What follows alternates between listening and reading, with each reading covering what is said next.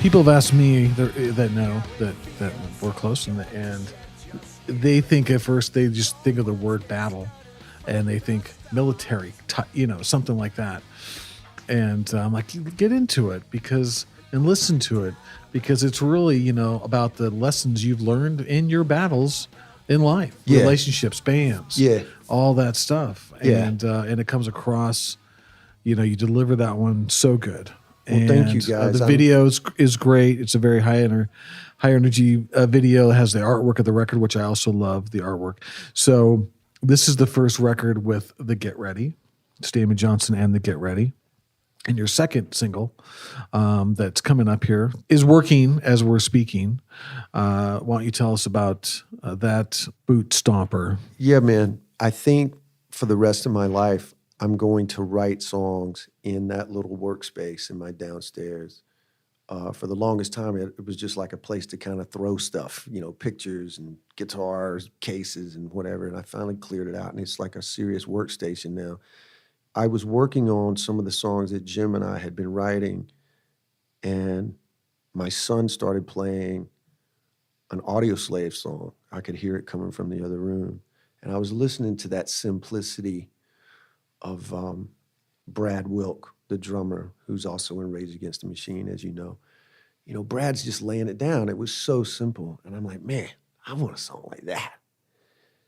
And that morning I'd been out for a run, and I was listening to the Highway to Hell record, top to bottom. The title track is in my top 10 all time, Highway to Hell. Just that kind of energy. So if you listen to Like a Stone by Audioslave and Highway to Hell, there's some similarity in that drum groove. So I just sat at my little drum machine and set up that groove and picked up the guitar. I'm like, what's the first thing that's going to come out? And I just went, with those drums. And it got me excited. And the night before, I had just watched my favorite movie of all time for the 100th time, which is Tombstone. Kurt Russell is Wyatt Earp and Val Kilmer is Doc Holliday. And there's so many great scenes. I can quote every one of them. I won't do it right now.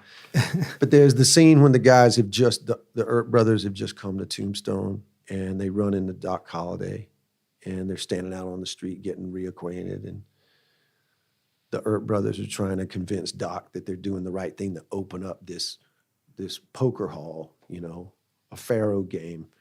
And, Doc is just really skeptical. And Wyatt Earp says, well, Doc, it's not like anybody's putting a gun to their head to gamble all that money. And Doc Holliday says, that's what I love about you, Wyatt. You can talk yourself into anything. So I had that in my brain over that groove. And I went into this character in the verse. Like, it doesn't sound like anything I've ever written before. I almost sound vaudevillian. The ambassador from the swamp, there's a debt to be paid. The master of ceremonies kind of thing with a bullhorn. And I had a specific relationship in mind.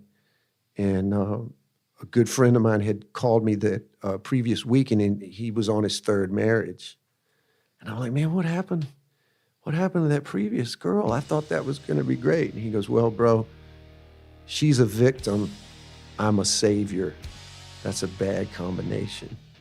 And I went, 1 second, bro. And I wrote that down on a piece of paper. That's gold. Well, the ambassador from the swamp, there's a debt to be paid. Nobody gets more than anybody else. There's something singing about you and all the bullshit you sell. I'm throwing some shade in your direction now. She was a victim, you're a savior. A bad combination. The ecstasy in the wrist. That girl is over your station. That's how you get to sleep at night. You talk yourself into anything. A dark storm bringer. Doc Holliday gunslinger. You talk yourself into anything.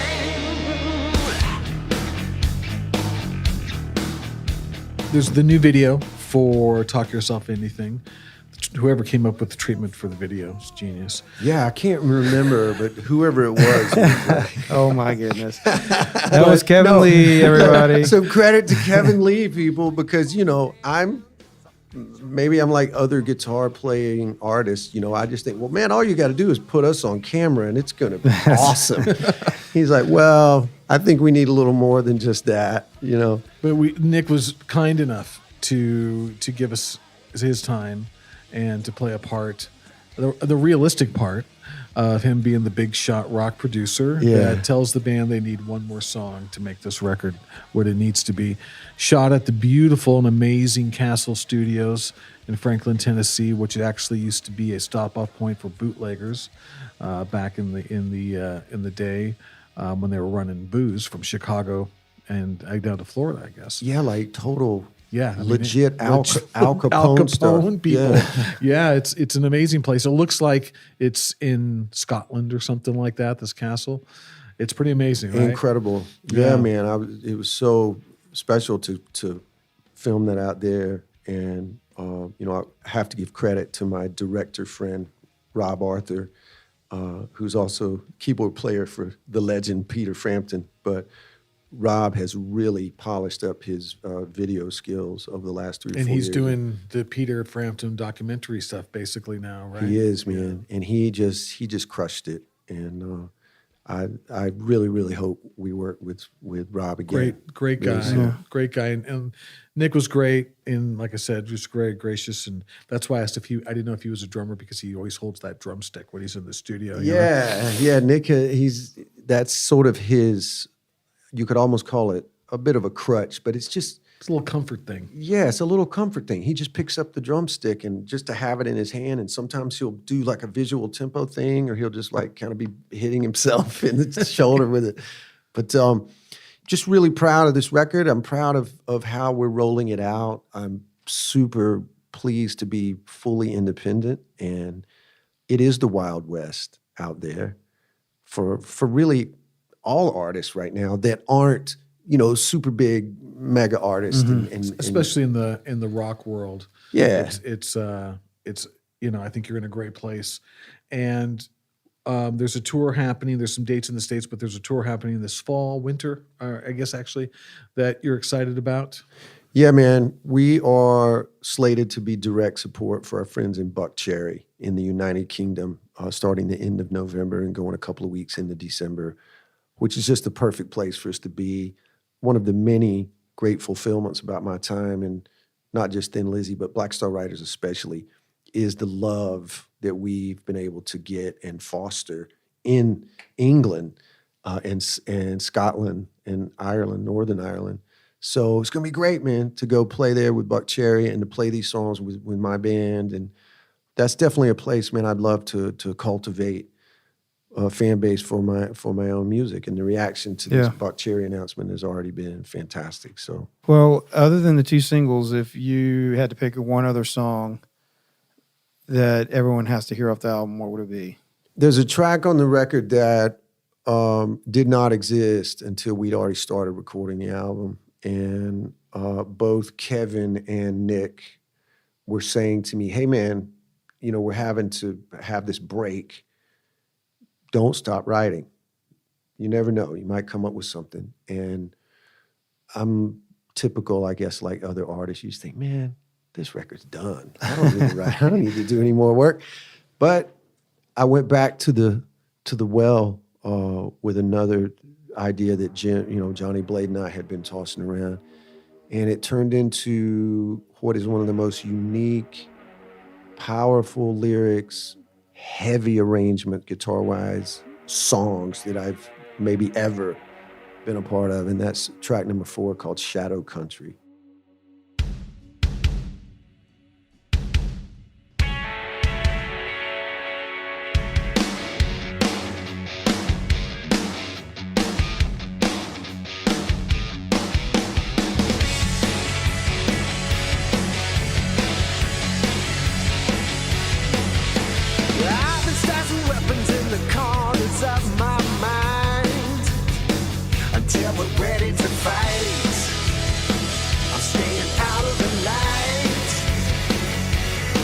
Been driving a hammer on this rock since the dawn of time. Now I think I'm right,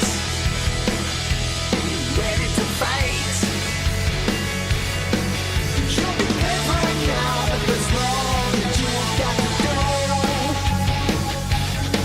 It looks the same to you, but to them it's all brand new. Don't break through.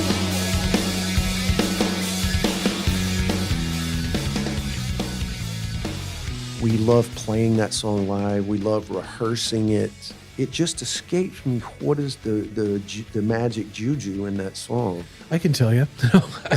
Well, tell me, because it's. When I first time I heard it, I was like, "Oh, this is my favorite song on the record," and of course, it's the last song.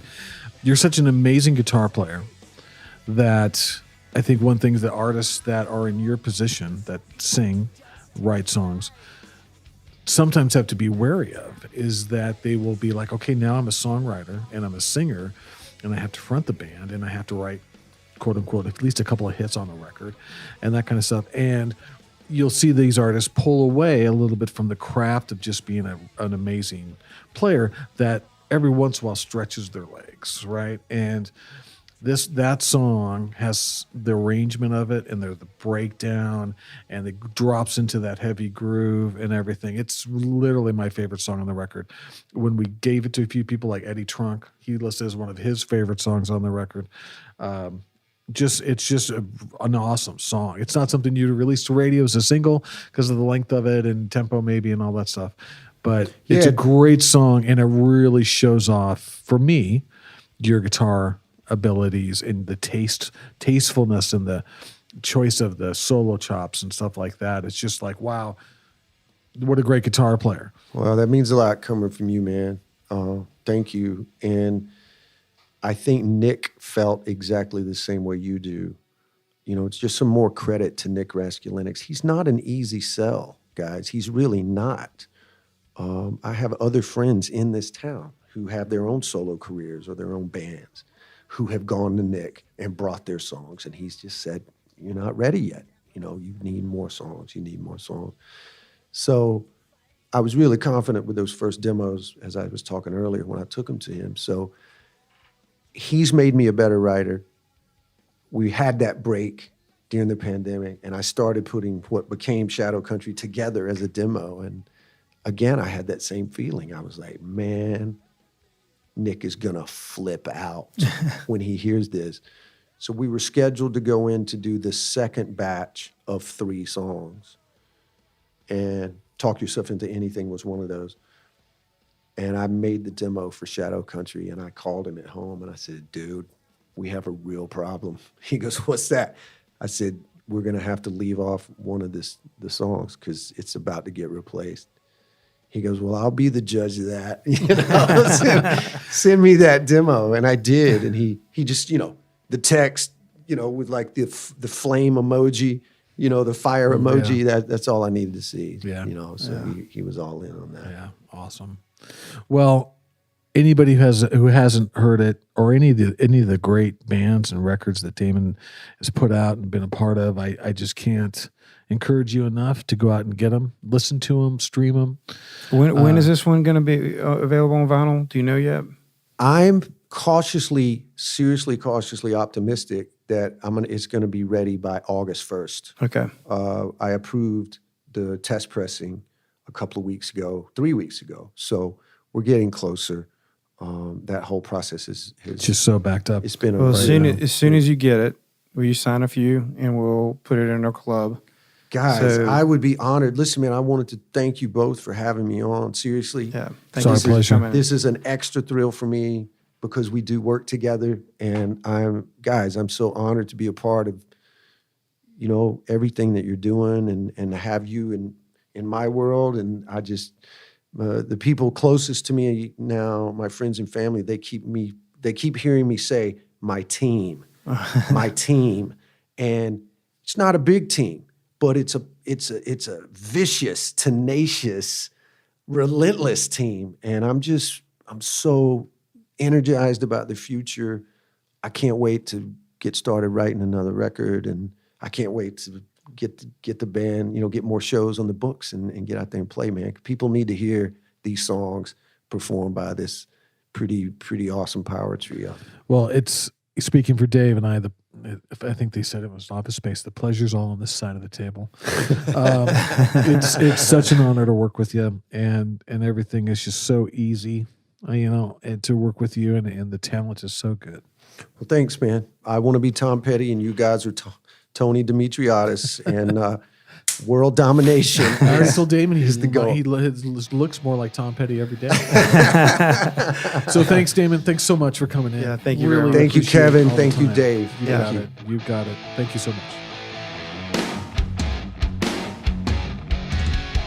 I see your neck deep in blasphemy. Oh, are you whole and not cured? And if I tell you you're pretty, well, they won't shake you down. But I can't fake my sympathy for you,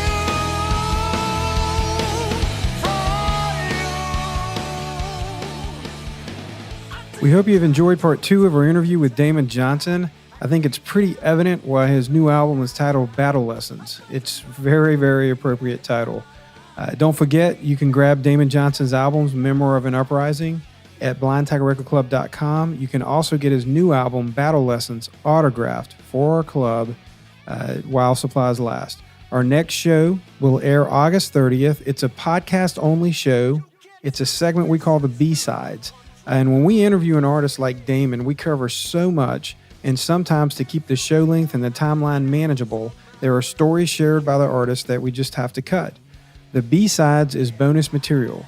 In Damon's case, there's so many great stories about writing with Sammy Hagar, or having a song cut by Stevie Nicks, or playing on a Faith Hill mega hit. There were just so many great stories that we really wanted to still share them with all of you, even though they didn't fit into our original interview story arc. So we're going to do that on our B-Sides, and you really don't want to miss this one. So mark your calendar, August 30th, the B-Sides with Damon Johnson. If you normally listen to our radio show on air on Lightning 100, 100.1 FM WRLT, we will be returning on September 20th. We will be discussing the Blind Tiger Record Club's September Records of the Month. For more information on the radio show, head to lightning100.com/blindtiger. That show will, of course, be available here on the podcast as well.